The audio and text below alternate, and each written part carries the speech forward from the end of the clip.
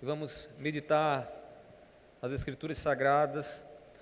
Lá no livro de Gênesis, capítulo de número 16, nós iremos ler do versículo 1 ao versículo de número 6.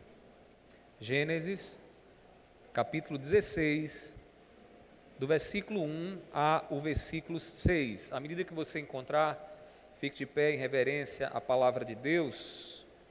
Meus irmãos, o livro de Gênesis, ele é o primeiro livro, e além de nos mostrar como foi a criação do universo e de todas as coisas, ele também nos mostra ali os primeiros sinais da salvação que Deus havia prometido e iria realizar.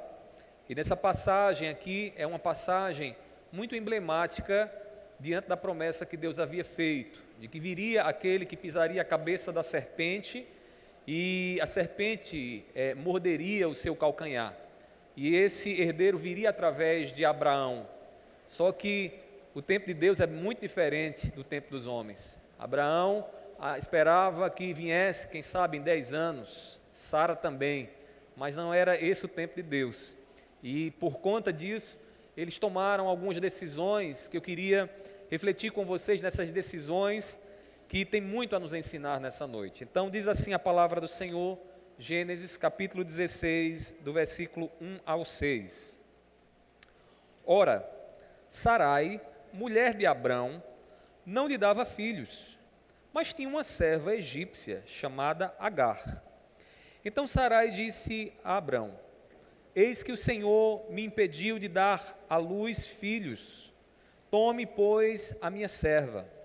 Talvez assim eu possa ter filhos por meio dela. E Abrão concordou com o plano de Sarai. Então Sarai, mulher de Abrão, tomou Agar, sua serva egípcia, e a deu por mulher a Abrão. Seu marido, depois que ele já estava morando durante 10 anos na terra de Canaã, ele teve relações com Agar e ela ficou grávida. Ao saber que estava grávida, Agar começou a olhar com desprezo para sua senhora. Então Sarai disse a Abrão: seja sobre você a afronta que é feita a mim. Eu mesma pus a minha serva em seus braços. Ela, porém, vendo que engravidou, me olha com desprezo. Que o Senhor julgue entre mim e você. Abrão respondeu a Sarai: você continua a ter controle sobre a sua serva. Faça com ela o que melhor lhe parecer. Então Sarai a humilhou e Agar fugiu da presença dela. Curve sua fronte mais uma vez. Vamos orar pedindo nesse instante a iluminação do Espírito. Meu Deus, nós estamos aqui em Tua presença nessa noite, e o que queremos, Senhor, é entender a Tua palavra e nos regozijar com todas as promessas que o Senhor nos dá, e como o Senhor se revela de forma tão soberana no cumprimento dos Teus planos.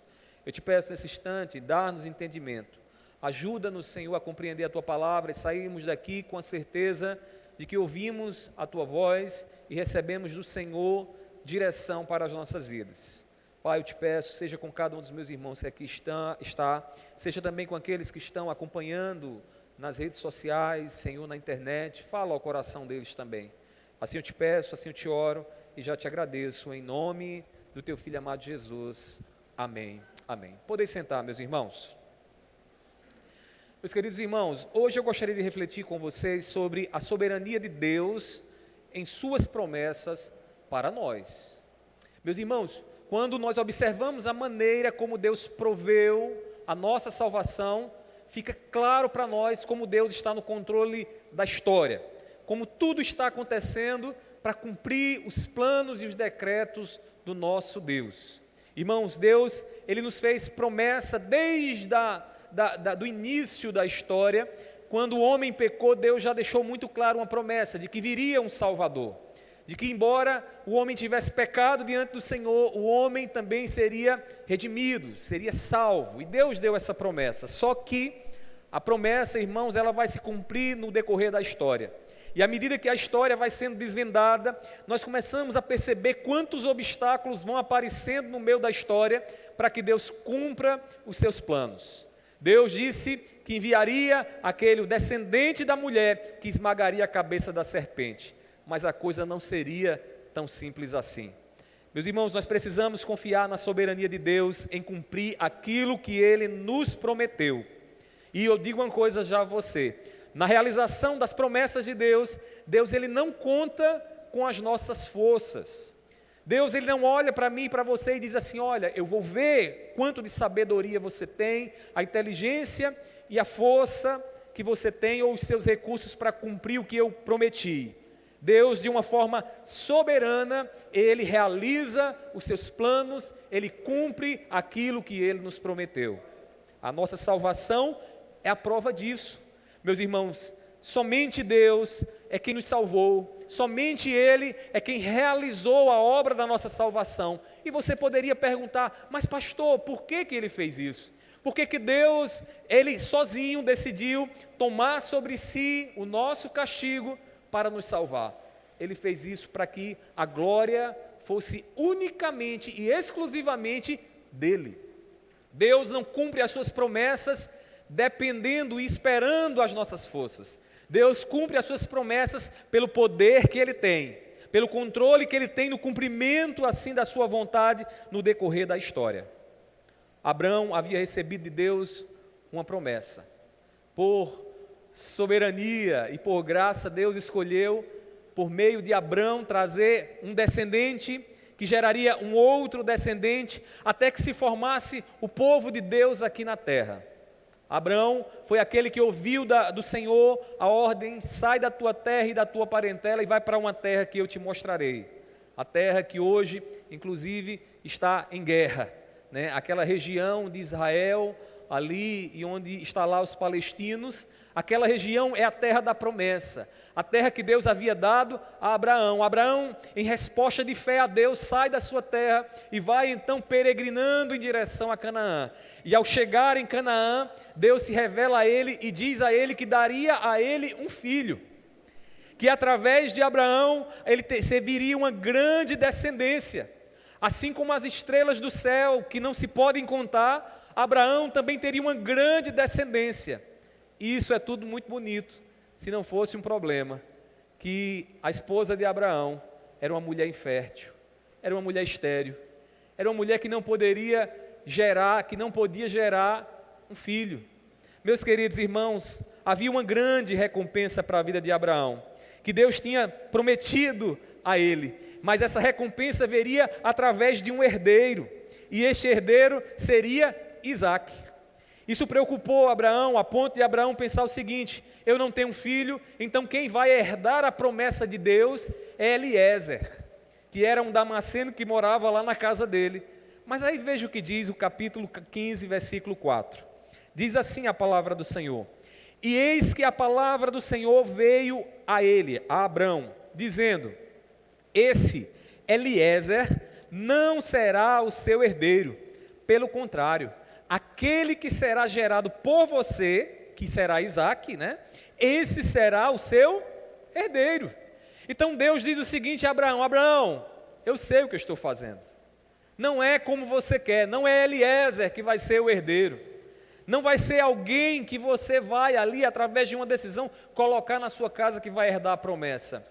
Sou eu que vou realizar a promessa. E será por meio de um filho gerado por você. Mas fica a questão no ar: como? Se Sarai não podia ter filhos.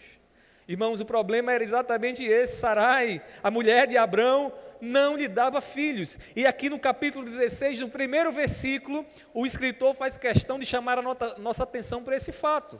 Diz assim o versículo 16, capítulo 16, versículo 1. Ora, Sarai, mulher de Abraão, não lhe dava filhos. Ou seja, uma dificuldade se levanta, irmãos. Como é possível que a promessa de Deus seja cumprida se Sarai não pode dar filhos? Irmãos, são essas dificuldades que aparecem diante da promessa de Deus.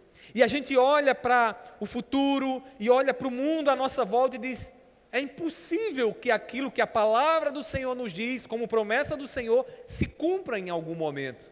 Dificuldades que parecem parar, estagnar o que Deus prometeu. Aqui está um exemplo. Sarai não podia ter filhos. Sarai não podia gerar um filho do seu ventre. E como é que Deus iria realizar então a sua promessa? Meus irmãos, as promessas de Deus parecem impossíveis para que a fé seja exercitada. Esse é um padrão de Deus.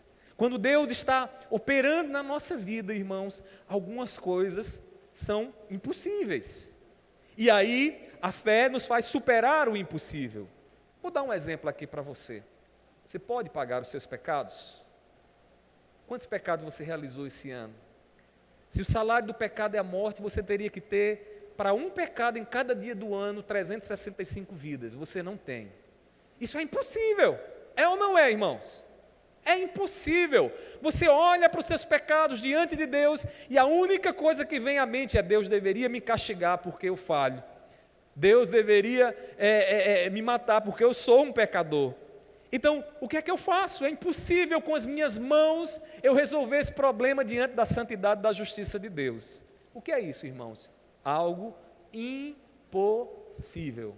Mas a palavra do Senhor, e aí ecoando as palavras do anjo Gabriel, quando encontrou Maria no dia da visitação, o anjo Gabriel, olhando para Maria preocupada: como é que pode alguém nascer do meu ventre se eu não conheço homem algum? José é para mim apenas um noivo com quem eu me relaciono, como é possível que alguém seja gerado em mim? Aí o anjo diz para ela o seguinte, Lucas capítulo 1, versículo 37, porque para Deus não há nada impossível.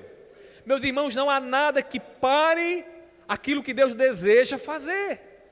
O anjo diz a Maria: Maria, para você e para José é impossível que isso aconteça, porque na concepção natural, você precisaria receber no seu ventre o gameta de José, para que ele pudesse fecundar ali o seu óvulo e assim você poder ter alguém, você poder ter um filho.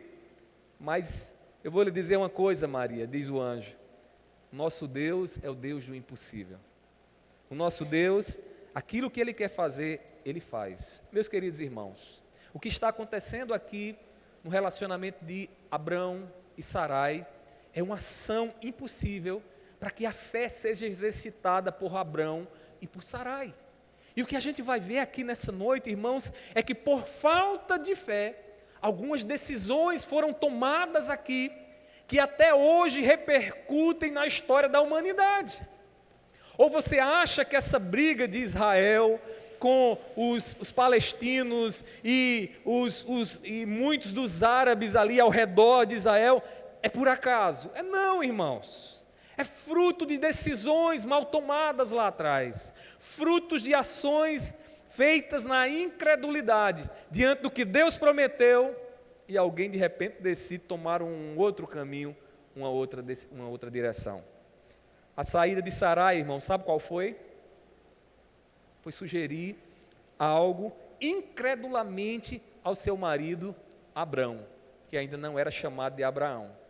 Meus irmãos, ela propôs uma solução para que a promessa se cumprisse. Veja que ousadia. Deus promete, aí Sarai diz: olha, está demorando, a gente já faz 10 anos que a gente está na terra de Canaã. 10 anos, esse menino não vem, esse descendente não vem. Abrão, eu tenho uma solução. Eu tenho uma solução para resolver esse problema. E sabe qual é a solução? Lembra daquela serva egípcia? Que quando nós passamos pelo Egito, Faraó enviou para nos acompanhar? O nome dela era Agar. Pega ela, Abraão, tem relação com ela, ela vai engravidar e nós adotamos o filho dela como nosso filho. E aí a gente vai ver claramente que a promessa de Deus se cumpriu.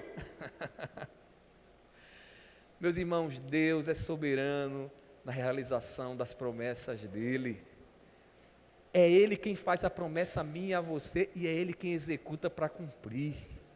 É Deus quem diz: eu vou lhe salvar, e é Ele quem vai te salvar. Não queira dar a Deus as coordenadas, nem oferecer a Deus soluções que muitas vezes vêm da nossa incredulidade. Porque olhamos e vemos as dificuldades e dizemos: não tem jeito. Meus queridos irmãos, veja o que diz o versículo 2, Gênesis 16, versículo 2. Diz assim a palavra do Senhor. Então Sarai disse a Abrão: eis que o Senhor me impediu de dar à luz um filho. A proposição dela é verdadeira, não posso ter filho. Tome, pois, a minha serva, talvez assim eu possa ter filhos por meio dela. E Abrão concordou com o plano de Sarai. Ou seja, Abraão, em vez de ter parado naquele momento e dito, não foi isso que Deus me disse, ele deveria ter feito assim, né? Eu queria que vocês percebessem uma coisa. Olhem como essa história parece uma repetição do Jardim do Éden, né? O que foi que aconteceu no Éden? Deus diz, olha, não coma do fruto do conhecimento do bem e do mal. Disse a quem? A Adão. Não foi a Adão que ele disse? Aí Eva escuta Satanás e diz, não é bem assim. Toma o fruto, come, dá ao seu marido. E Adão, como um bobão, assim como Abrão, como um bobão, faz o quê? Balança a cabeça para sua mulher e diz, é isso mesmo, tudo certo, não tem problema nenhum.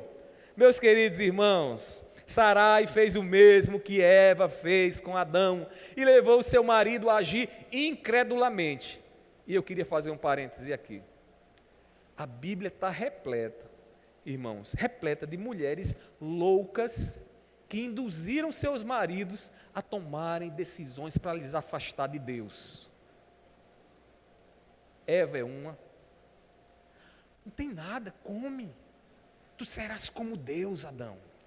Sarai chega agora para Abrão e diz, não, Abrão, Deus prometeu, mas tem o seguinte, pega a minha serva. Quem sabe o filho não venha de lá. Loucura. Deus havia dito, vai ser de você, Abrão, vai ser da sua esposa, por meio dela é que o filho da promessa será dado. Mas será que existe uma outra mulher? Vocês devem lembrar muito bem, sabe de quem?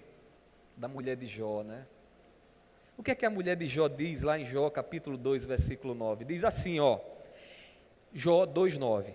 Então a mulher dele disse a Jó, você ainda conserva a sua integridade?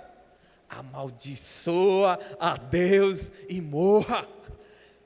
Isso é conselho que vem de onde, irmãos? Direto do inferno. Direto do inferno. A mulher, ela foi dada por Deus para ser uma auxiliadora. E os maridos sabem muito bem da importância da sua mulher. Lá em casa, às vezes, a gente tem umas decisões para tomar. Eu digo, meu Deus, eu não posso conversar com todo mundo. Eu tenho que conversar com minha esposa. E conversando com minha esposa, ela me faz ver algumas coisas que eu não consigo enxergar. É nesse momento, irmãos, que a gente percebe como Deus é perfeito. Porque no casamento, a esposa está lá para me mostrar o que eu não estou conseguindo enxergar. E aquilo me ajuda a tomar decisões, me ajuda a agir melhor. Às vezes até brigando comigo mesmo. Um dia desse eu vinha de um lugar aí, e quando no meio do caminho, estava com uma decisão pronta para ser tomada. Disse, vai ser assim. E aí conversei para ela, e ela disse, não é bem por aí não. Eu acho que essa sua decisão vai lhe arrumar um problema. E eu disse, vai não. Não vai. Só que ela disse isso, a gente briga. Aí, no decorrer do caminho, eu fiquei ruminando aquilo. Eu disse, espera aí, eu não posso. Eu lutei contra o meu orgulho. Eu disse, espera aí, eu não vou aqui estar achando que eu sou o dono da razão. Eu tenho que olhar o que ela disse, tenho que ouvir o que ela disse. E aí, irmãos, de Mangabeira para cá, eu vim pensando, e aí, quando cheguei em casa, mudei completamente a minha decisão. Não porque ela estava com a razão, mas porque ela me ajudou a refletir e a ver coisas que eu não estava vendo. Irmãos, a mulher foi posta ao lado do seu marido para isso. Agora, mulheres, tomem cuidado com os conselhos que vocês estão dando ao marido de vocês. Porque a Bíblia está repleta de conselhos maldados e que levou os seus maridos para distante de Deus. Eu não sei quais são os conselhos que você tem dado, mas eu vou lhe dizer o seguinte, a palavra do Senhor diz que o princípio da sabedoria é o que, irmãos? É o temor do Senhor. Se você quer saber como orientar seu esposo, sempre que você for dar uma orientação, faça com temor de Deus, faça para agradar a Deus, faça dando a ele, dando a direção para que ele sirva ao Senhor. Meus irmãos, não foi isso que Sarai fez, né? Não foi isso que Sarai fez. Precisamos ter cuidado com as sugestões que ouvimos da pessoa mais próxima de nós, que dorme conosco na mesma cama, mas também daqueles que estão fora, viu? Que às vezes vem uns conselhos que, sinceramente, não vem de Deus não, irmãos. Deus é soberano no cumprimento de suas promessas, e é pelas mãos dele, e não pelas mãos dos homens, que o herdeiro viria a Abrão. Abrão deveria entender o seguinte: não é pelas suas estratégias que você vai ter o herdeiro, Isaque vai vir, mas vai vir pela minha mão, porque é eu que prometi, e é eu quem vou fazer com que a promessa se cumpra no decorrer da história. Meus queridos irmãos, o nascimento do nosso Senhor Jesus Cristo foi do mesmo jeito. Jesus veio não da relação de Maria com José. O que é que Maria com José poderia fazer em relação ao Messias? Nada. Maria simplesmente se coloca diante de Deus. E aí, como diz o grego, espermatokóis, que lembra espermatozoide, a semente de Deus é plantada no útero de Maria, e Maria então assim gera o Messias. Quem foi que plantou? Foi José? Não. Foi Maria? Não. Foi algum homem poderoso? Não. Quem plantou foi Deus, porque Deus é soberano no cumprimento das promessas dele. É Ele quem age, irmãos, é Ele quem faz. A vinda do nosso Senhor Jesus Cristo, irmãos, foi a culminância dessa ação soberana, porque na cruz do Calvário se cumpriu o que era impossível para nós: o perdão dos nossos pecados, a salvação. Irmãos, ser levados de volta à harmonia e à paz com Deus. Todas as promessas que temos de Deus, irmãos, são realizadas pela ação soberana dEle. E você e eu estamos debaixo da promessa, se cremos nas palavras do nosso Deus. Mas eu gostaria ainda, irmãos, de nessa noite refletir com vocês sobre algumas lições aqui extremamente importantes que precisamos aprender diante das promessas de Deus. E que eu acredito que essa narrativa, essa história aqui, vai nos ensinar. Então queria que você guardasse no seu coração essas duas lições que aqui são ensinadas nessa passagem. Primeira delas, querer dar uma força a Deus no cumprimento das promessas dele é prova de incredulidade. Deus fala, você diz que crê, mas você tem que mexer os seus pauzinhos para que a coisa aconteça. Incredulidade, falta de fé. Meus irmãos, nós somos um povo que foi chamado para seguir o Deus que fala. E o Deus que fala, fala por meio da palavra. É o Deus, irmãos, que nós conhecemos e sabemos a vontade dEle quando ouvimos a palavra dEle. E quando ouvimos a palavra de Deus, o que é que Deus quer que a gente faça? Que a gente dê o nosso jeitinho, deixa a coisa com a nossa cara, personalize a promessa. Não! Deus quer simplesmente, irmãos, que creiamos. Que no tempo dele, da forma dele, ele vai fazer o que ele prometeu fazer sobre a nossa vida. A gente é tentado a fazer isso, principalmente na nossa geração imediatista. Meus irmãos, é apavorante como a gente vive no tempo do imediatismo. As pessoas às vezes mandam uma mensagem no WhatsApp, e quando aquele bendito tracinho azul aparece do outro lado, a pessoa fica louca se você não falar nada. Começa aquelas coisas, ela viu, ele viu e não disse nada. Aí você passou uma semana? Não, passou 2 minutos. Não é assim? A geração de tudo muito rápido, da comida rápida, a gente vai para o self-service porque a gente não quer esperar o à la carte demorar. Vai demorar? Não, o que? Melhor no self-service que a gente vai lá e não perde tempo. Tudo muito rápido. Essa mentalidade, muitas vezes, irmãos, associada à expectativa que temos da promessa de Deus, sabe o que é que acontece? Nos leva a agir como Sarai, a mexer e fazer com que as coisas aconteçam de acordo com o que a gente quer e no nosso tempo. Só que, irmãos, tentar dar uma mãozinha a Deus no cumprimento das promessas dele é prova de incredulidade. É prova que não confiamos na palavra, que achamos que vai acontecer, mas se nós movermos lá as coisas para que as coisas aconteçam. Meus queridos irmãos, Sarai e Abrão não aguardaram com fé o cumprimento da promessa. Embora Abrão tenha ouvido de Deus que um herdeiro viria por meio dele, ou seja, Isaac, ele seguiu um plano diferente. E aí, o versículo 15, o capítulo 15, versículo 4, vai dizer isso muito claro, quando Deus diz assim: aquele que será gerado por você, esse será o seu herdeiro.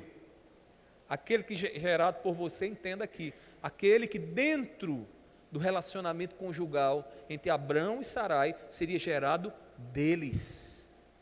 Deus não está falando de Abrão emprestar o seu espermatozoide para H ter um filho, né?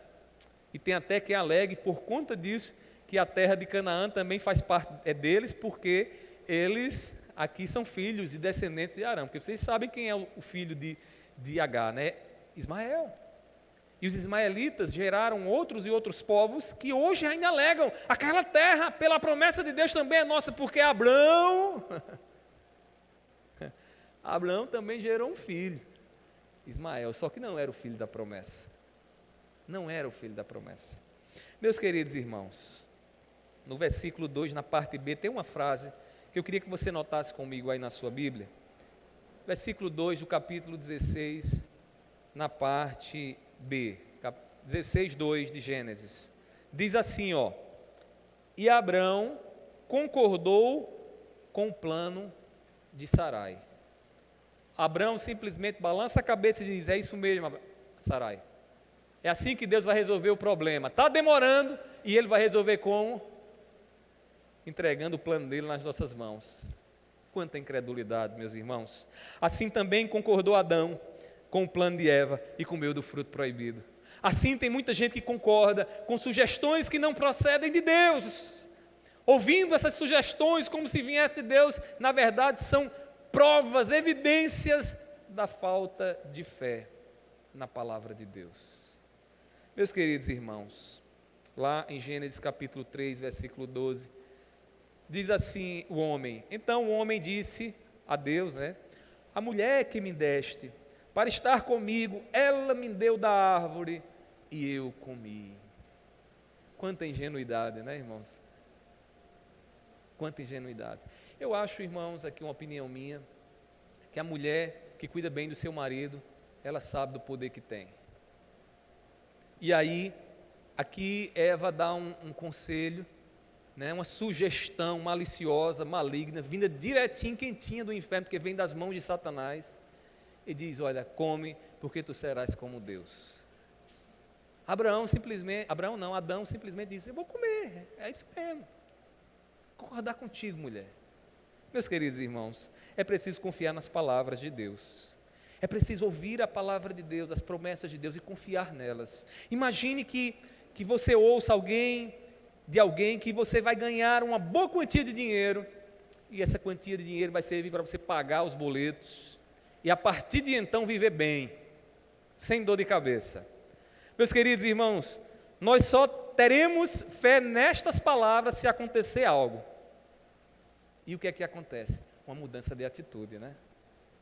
Porque se você não acreditar que esse alguém vai lhe dar a quantia que ele está dizendo e prometendo que vai lhe dar, sua atitude vai permanecer a mesma, cabisbaixo, entristecido, preocupado, arrancando os cabelos. A fé só existe quando uma atitude nova aparece.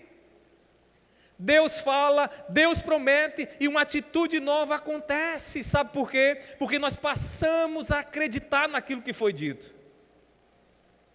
Quer ver um exercício disso? Amanhã, antes de você sair para o trabalho, você vai dizer assim para sua esposa: meu amor, eu vou comprar uma rosa e uma caixa de chocolate para você. Como é que ela vai ficar? Sorrindo, né? Claro, se ela puder comer chocolate, né? E se ela gostar de rosa também, né? Mas aí você conhecendo a sua esposa, você sabe o que é que ela gosta, né? A minha, pelo menos, eu acho que a rosa, eu acho que ela ia se alegrar muito, né? No seu chocolate. Mas sabe o que é que acontece, irmãos? A palavra foi dita e ela acreditou. A mudança de atitude aconteceu. Meus queridos irmãos, credulidade, confiança nas palavras de Deus nos leva a uma atitude diferente. Deus fala e nós não ficamos duvidando, preocupados, tristes, cabisbaixos. Se veio de Deus, se veio da palavra de Deus, a atitude é diferente. Deus falou com Abrão: Abrão, você vai receber um filho, vai vir de você. Abrão ainda se mantinha cabisbaixo, não havia uma atitude de fé. E por conta disso se deixou induzir pelas palavras de Sarai. Vamos dar um jeitinho a Deus? Vamos dar um jeitinho? Meus irmãos, a fé que temos em nosso Senhor Jesus Cristo deve produzir em nós uma atitude diferente diante da vida. Nós não somos guiados por vista, nós somos guiados pela palavra de Deus, e não é algo místico, uma voz que soa do além, não, é uma voz que está todo dia falando para nós na palavra. Quando lemos a palavra, quando comemos e alimentamos a nossa alma com as promessas de Deus, a nossa atitude é diferente. Mas se a gente não tem fé, você pode ler 200 vezes a Bíblia, você pode ouvir 200 vezes a palavra de Deus, vai continuar incrédulo do mesmo jeito. Uma vez eu conversava com alguém que tinha ido ao hospital, e essa pessoa estava num quadro extremamente delicado, várias artérias do seu coração estavam entupidas, e essa pessoa estava muito preocupada.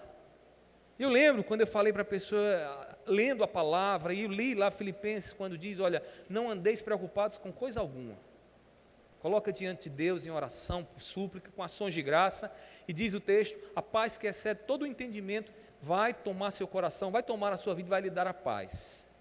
Eu lia isso para a pessoa, li com a pessoa, expliquei a pessoa, mostrei isso, a pessoa concordou comigo, e depois que terminou a explicação e a concordância, a pessoa continuou dizendo, pastor, eu não sei se eu vou conseguir dormir hoje à noite. Por que isso acontece? Porque não houve fé, porque não teve uma atitude diferente. Meus irmãos, Jesus é o cumprimento da promessa de Deus, e nós nos alegramos com tudo aquilo que o Pai deu a Jesus, porque a promessa chega à nossa vida através do nosso Senhor, e isso nós nos apropriamos pela fé. Há uma atitude diferente nos olhos de cada um de nós, sabe por quê, irmãos? Porque olhamos para Cristo Jesus e nos apropriamos de tudo que o Pai deu ao Filho. Nós estamos em Cristo, nós estamos unidos com Ele, a nossa alegria vem do nosso Senhor Jesus Cristo, e nós não podemos ter uma atitude de quem não tem esperança, de quem já pensou até em tirar a própria vida. A gente não tem essa atitude, irmãos, porque não há como ter essa atitude quando se tem fé em Jesus. Quando a gente está em Cristo Jesus, e a gente sabe tudo que o Pai nos prometeu, e que Ele vai cumprir o que prometeu. Então, a primeira lição é essa: não queira dar uma ajudinha a Deus, sabe por quê? Porque isso é prova de incredulidade, aqui fica claro. Mas tem uma segunda e última lição que eu queria que você percebesse comigo nessa passagem. Vejamos que lição importante aqui essa passagem vai nos dar diante das promessas de Deus. Em segundo lugar, querer dar uma força a Deus no cumprimento das suas promessas produz sérios problemas. Sérios problemas. Quando Deus fala e a gente diz, não, eu tenho um plano B, melhor do que o teu, Senhor, né? Meus irmãos, é chamar problema para a sua vida. É chamar problema para a sua vida. Meus irmãos, Abraão teve um filho com a serva egípcia Agar. Naquele período era muito comum que algumas famílias, inclusive relatos em outras culturas, há relatos de que muitas vezes as senhoras se utilizavam das suas servas, das suas concubinas, né, ali, das concubinas do seu marido, né, para poder gerar um filho. E naquela época isso era muito comum. A proposta de Sarai a Abrão foi uma proposta que era algo, fazia parte da prática natural daquela época. E Abraão concordou, teve um filho com Agar. No versículo 3 diz assim, ó, observe aí, Gênesis 16, 3. Então Sarai, mulher de Abrão, tomou Agar, sua serva egípcia, e a deu por mulher a Abrão. seu marido, depois que ele já estava morando durante 10 anos na terra de Canaã. O que é que o autor fala? Lembra, o período foi grande, 10 anos, menino não chega, então a solução vem das mãos de quem? De Sarai. Mas observe na sequência, no versículo 5, diz assim: então disse a Abrão, isso Sarai diz, né? Seja sobre você a afronta que foi feita a mim, né? Ou melhor, versículo 4, né? Ele teve relações com Agar e ela ficou grávida. Ao saber que estava grávida, Agar começou a olhar com desprezo para a sua senhora. Qual foi o problema, meus irmãos? A posição social de escrava e serva simplesmente foi mudado com a chegada daquela gravidez na vida de Agar. Ela disse: agora eu tenho um herdeiro de Abrão, homem rico, que guarda consigo uma promessa. Essa criança que está no meu ventre agora muda a minha posição. E aí o que é que acontece? Simplesmente Agar começa a olhar para a sua senhora, não mais de baixo para cima, mas agora de cima para baixo. Aquela criança mudou a mentalidade de Agar, e ela olhou para a sua senhora a ponto de Sarai começar a se queixar. Abrão, o que é que está acontecendo? Essa serva agora não quer mais nem me servir. Essa serva não quer mais ser serva. E você poderia dizer o seguinte: ô pastor, mas essa coisa é até justa, né? Ela saiu agora da posição, né? Ou seja, ela estava numa posição de oprimida, agora foi para a posição de opressora. Nada a ver, meus irmãos. Deus não muda o status de Agar. Você vai ver na continuação que quando o anjo se revela, continua tratando Agar como serva. Só uma coisa mudou: a mente de Agar, o espírito de Agar. Ela simplesmente não se viu mais como serva. E a partir daquele momento começou a gerar o quê? Atritos entre ela e Sarai. Mas qual foi a origem desse atrito, irmãos? A impulsividade de Sarai.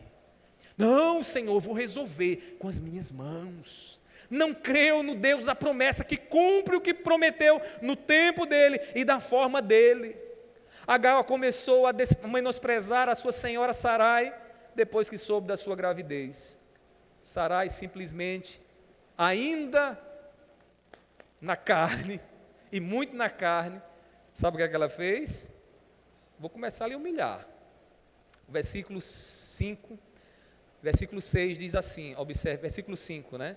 Observe aí na sua Bíblia. Olha o que aconteceu, olha a resposta de Sarai. Versículo 5. Então Sarai disse a Abrão: seja sobre você a afronta que é feita a mim. Ou seja, ela vai para o marido tentar resolver. Eu mesma pus a minha serva em seus braços. Ela, porém, vendo que engravidou, me olha com desprezo. Ou seja, não era mais uma serva, agora era a senhora. Que o Senhor julgue entre mim e você. E aí, meus irmãos, no versículo 6 diz: Abraão respondeu a Sarai: você continua a ter controle sobre a sua serva. Faça com ela o que melhor lhe parecer. E o que é que Sarai faz, irmãos? Não vou perder meu status. Ela faz o que o coração orgulhoso faz quando é rebaixado. Começa a brigar, pisando na cabeça de todo mundo para tentar ser superior ao outro. C.S. Lewis, ele escreveu um livro em que ele diz algo que é muito verdadeiro da nossa natureza e dos nossos relacionamentos sociais. Ele diz, irmãos, que toda ação motivada por competição é motivada pelo orgulho. E o orgulho não procede de Deus. Irmãos, Sarai estava menosprezada pela sua serva. O que é que ela faz, irmãos? Diz o texto que ela humilha Agar. Ela diz: eu não vou perder a minha posição de senhora, você agora vai ser humilhada. Ela é humilhada a ponto de ter que sair de casa. Não dava mais para conviver ali as duas, pelo menos nesse momento, porque ela depois volta, né? E aí a história, depois vocês vão ler o restante, né? E vocês vão ver como é uma história interessante. Meus irmãos, o que é que acontece? Sarai, diante do problema causado por ela mesma, ela tenta resolver gerando um outro problema. Sabe por quê? Porque o pecado é assim, você comete um pecado e não resolve da forma correta, o que é que vai acontecer? Esse pecado chama outro pecado, que chama outro pecado, e quando você se dá conta, você está enlaçado, emaranhado com uma série de mentiras, de pensamentos, de inveja, de tudo de ruim enlaçando você. Porque quando o pecado é cometido, sabe qual é a solução? Arrependei-vos. Se arrependa. Não tente justificar o erro. É aquela história do menino, né? A criança acontece muito isso. Você fala uma coisa para ele, aí, faça isso, você fez? Fiz. Ele não fez, ele mentiu. Aí você chega para ele e diz, por que você não fez? A culpa foi do meu irmão. Olha só, ele mentiu, ele já levantou um falso testemunho, e aí ele diz, como é que você faz isso? Ele cria um sistema para poder emaranhar o irmão e botar o irmão na situação. E aí você percebe como o pecado mal resolvido vai chamando outros pecados. Foi exatamente isso que aconteceu. Um pecado que chamou outro pecado. Quando não aguardamos o agir soberano de Deus no cumprimento das suas promessas, colocamos as nossas mãos sujas, meus irmãos, nos planos puros de Deus. Você já tentou aquele lençol branco estendido lá no quintal? Aí de repente cai um mosquitinho lá, naquele lençol, e você vai tentar tirar o mosquito do lençol, só que tem um detalhe, sua mão está suja de barro, você acabou de cuidar das plantas lá, e você vai tentar tirar o mosquitinho. O que é que vai acontecer? Você vai limpar o lençol vai ficar branquinho, quanto mais você tenta tirar, mais você suja, mais preto ele vai se tornar. Quando a promessa de Deus é dada e a gente tenta limpar aos nossos olhos o que Deus está dizendo, irmãos, corrigir, né? Sabe o que é que acontece? As nossas mãos sujas tocam aquilo que é puro. Meus irmãos, é por isso que Isaías vai dizer que as nossas ofertas de justiça são trapos de imundícia perante o Senhor. Os planos de Deus são puros e nós precisamos confiar nele, no cumprimento das suas promessas. Não queira sujar o que Deus planejou para você. Não queira colocar suas mãos naquilo que o Senhor prometeu a você. Não queira fazer da sua salvação um jeitinho seu para entrar no céu. A salvação é por meio de Cristo e só Ele é quem pode nos salvar. Concluindo aqui as minhas palavras, todas as promessas que temos de Deus dependem dEle. Amém? Eita, como vocês estão crendo, hein? Amém, irmãos? Amém. Né? Agora deu até uma esperança, viu? Meus irmãos, tudo que Deus prometeu depende dEle. Você está debaixo de promessa. Deus tem muitas promessas sobre a sua vida, mas essas promessas vão se realizar de acordo com o que Ele deseja fazer. Descanse o coração. Descansar o coração também não é arrumar uma rede lá em Cabo Branco e ficar lá balançando sem fazer nada, não. Faça o que você precisa fazer. Faça o que está dentro daquilo que você precisa realizar. Mas não queira fazer o que só Deus pode fazer. Ele vai realizar no tempo dele, da forma dele. Não se deixe tomar pela incredulidade do seu coração. Que às vezes diz, Senhor, já faz tanto tempo, Senhor. 10 anos, Senhor, e nada. Meus queridos irmãos, não queiramos interferir no que só Deus pode fazer. É tolice, né? Não é isso que a ansiedade faz conosco, né? A gente quer controlar o futuro. Quem é que pode controlar o futuro, pelo amor de Deus? Você não pode controlar o futuro, porque só Deus é quem pode controlar o futuro. Mas você se acha o super-homem, a Mulher Maravilha, e tenta querer controlar o futuro. Não interfira, não queira interferir nos planos, naquilo que só Deus pode fazer. Essa semana agora, confie naquilo que Ele já cumpriu em Cristo por você. Mas Ele só não cumpriu em Cristo, há coisas que estão por vir. Há promessas, irmãos, que ainda irão se realizar. E eu sei disso, sabe por quê? Porque o pecado ainda está em mim. Porque a palavra do Senhor nos mostra que haverá um dia em que choro não mais haverá. Ninguém vai mais para a fila de SUS esperar o remédio ou ficar apavorado quando começamos a sentir uma dor aqui, acolá. Sabe por quê? Porque receberemos um novo corpo, um corpo sem pecado, transformado, onde a fibromialgia não mais nos oprimirá. Então há muita coisa, muitas promessas ainda, irmãos. Confie no que Deus te deu em Cristo Jesus.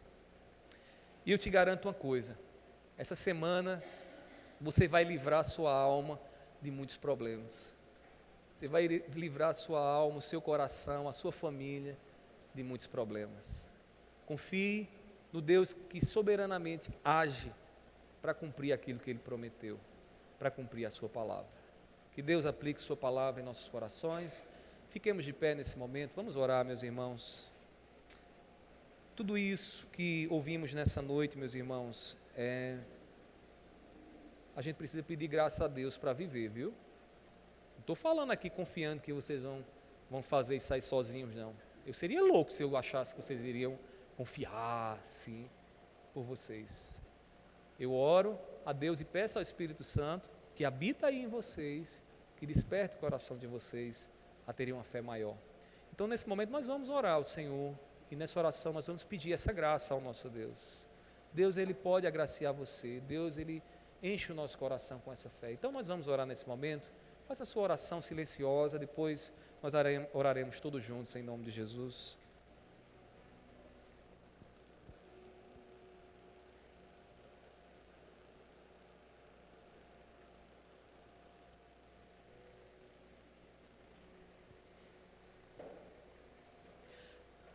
Meu Pai, nós estamos aqui em Tua presença, Senhor, e nós Te louvamos porque quando ouvimos a Tua palavra, ouvimos a Tua voz, ouvimos o Teu querer.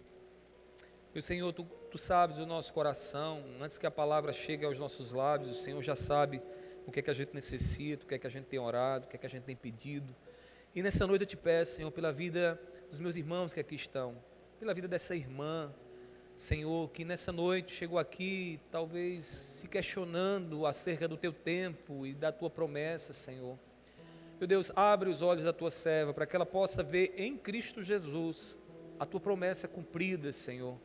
E que o Deus que fez a promessa e cumpriu em Cristo Jesus ainda tem muito a cumprir sobre a vida dela.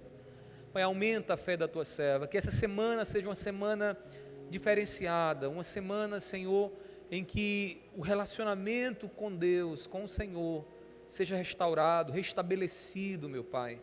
Conceda essa graça a essa Tua serva e a esse Teu servo também, Pai. Seja com ele, meu Deus, dá sabedoria aos seus ouvidos.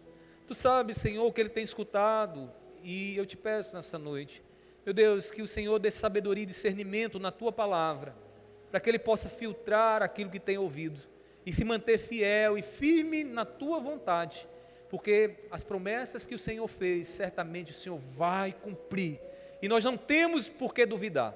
Seja com a Tua igreja, seja conosco, Senhor, nessa noite, aumenta a nossa fé, não nos deixa perder de vista o que o Senhor realizou na cruz do Calvário, Pai, porque ali está o cumprimento da Tua promessa.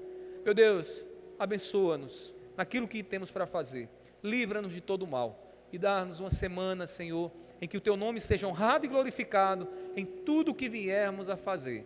Meu Pai, assim eu Te peço, e sei que Tu farás bem mais, em nome do Teu Filho amado Jesus. Amém. Que a graça do nosso Senhor Jesus Cristo, o amor de Deus e a comunhão do Espírito Santo estejam sobre todos, hoje e para todo sempre. Amém. A igreja se assenta.